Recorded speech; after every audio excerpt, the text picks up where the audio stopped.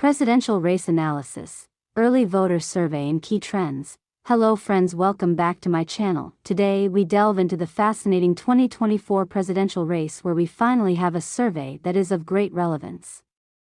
Recently, the Marist firm published a new study that we are going to analyze in detail.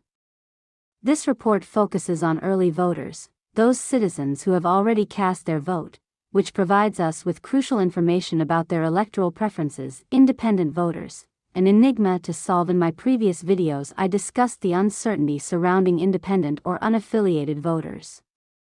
There is a lot of ambiguity about whether they will lean toward a Democratic-Republican candidate or even support figures like Harris or Trump. However, the most recent data from this survey gives us a clearer picture of their preferences. Before we start, I ask for your support by subscribing to the channel. I would love for you to share it with your friends and family as well. Thank you for being here. Let's get started. When it comes to independent voters, understanding their leanings can be a significant challenge. So it's essential to look at favorability ratings. Currently, Harris barely leads with her unfavorable ratings slightly outnumbering her favorable ones. It's a narrow but noteworthy margin. In contrast, former President Trump's ratings are in a tougher spot. Her unfavorable ratings are significantly higher, with the disparity ranging from 8 to 10 points. Marist survey details. Let's take a closer look at the latest poll conducted by Marist. This study includes favorability ratings for both the presidential and vice presidential candidates. The results are as follows: Kamala Harris, 51% favorable, 46% unfavorable; Kay Walls, 41% favorable, 37% disfavorable; Donald Trump, 40% favorable, 58% unfavorable; JD Vance, 33% favorable, 4% unfavorable. From this data, it is clear that Harris is performing much better in terms of favorability compared to Trump. This trend has persisted throughout the entire election cycle. While Trump has a loyal base of supporters, he also faces significant opposition. Early voting strategy. Now let's focus on the early voting data. Recent reports suggest that the Republican Party's strategy of discouraging early and mail-in voting, a tactic promoted by Trump in the last election, is having counterproductive effects.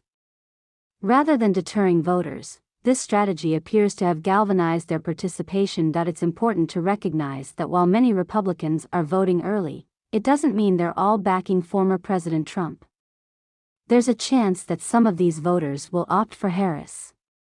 Considering the existence of groups of Republican voters who are openly anti-Trump, it wouldn't be surprising if a significant portion of Republicans didn't support Trump and instead preferred Harris or even considered a third-party candidate. Dynamics of the Democratic vote. For Democrats, the majority is likely to support Harris, although there is always a small percentage that may lean toward third-party candidates and an even smaller fraction that could show support for Trump. However, the general trend is that Democratic support will concentrate around Harris. A recent CNN poll also offers insight into this dynamic among likely Democratic voters. 93% of respondents favor Harris, while only 5% lean toward Trump. Among independent voters, the numbers are more competitive. 45% support Harris, while 41% support Trump.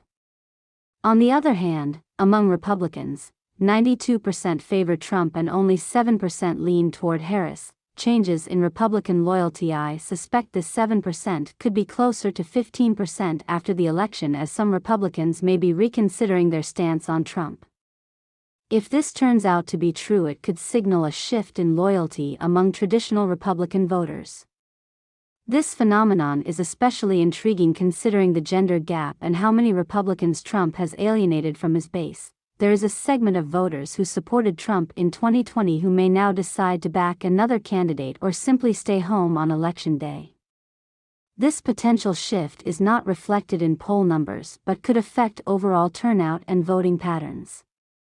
Likewise, some Democratic voters are likely to sit out this election out of disillusionment with Harris or the current leadership. Voters' decision moment. Another survey explored the moment when voters decided their choice. This data does not specify who they support, but when they made a decision. Of all respondents, 32% decided their vote when Biden was elected, which could indicate loyalty to his administration or a firm decision to vote differently this time around. During Biden's first term, 99% made their decision while 35% decided when Trump became the Republican candidate. Only 19% made up their mind when Harris took office. The remaining 5% decided in the last few weeks or days. Digging deeper, 37% of Republicans made their decision when Biden took office, perhaps looking for a change.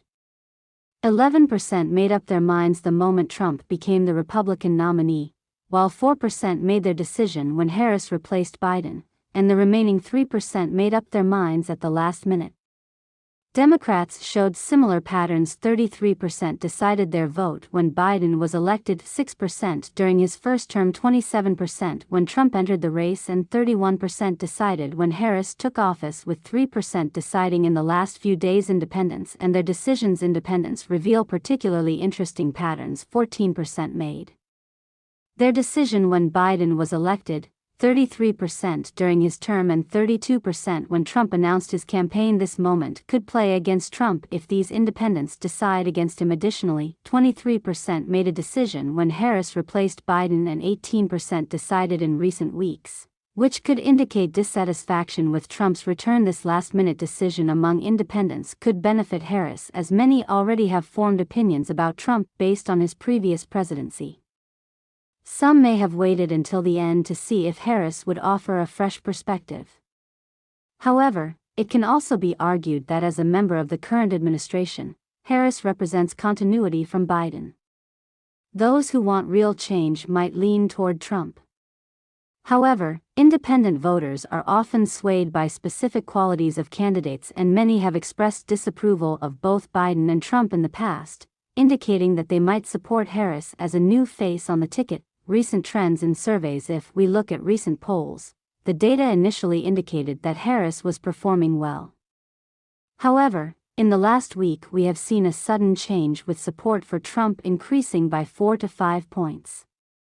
Curiously, there have been no major events or surprises to justify such a change.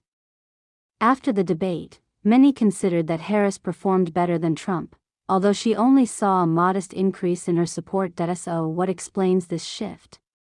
Two factors could be at play. First, there's a wave of less reliable polls that clearly favor Trump, skewing the polling averages. We're seeing the same polls repeated, many of them from sources with a right-wing bias, which is inflating Trump's numbers in the aggregate results. Second, the media benefits from framing this as a close race, as this encourages viewers to tune in on election night, heightening the suspense. Key states in the election. In the quest to reach the 270 electoral votes needed to secure victory, Pennsylvania has become a critical state. Harris has a solid chance if she can maintain her support among key demographic groups and retain the momentum of early voting. For Trump, the need to regain ground in North Carolina, Arizona, and Georgia is imperative. If he manages to win these states along with Pennsylvania, he will reach the magic number of 270, thus securing his victory. The election has come down to a handful of battleground states where early voting trends give us clues as to how the race could play out. When we break down the demographics, we see that women, who are generally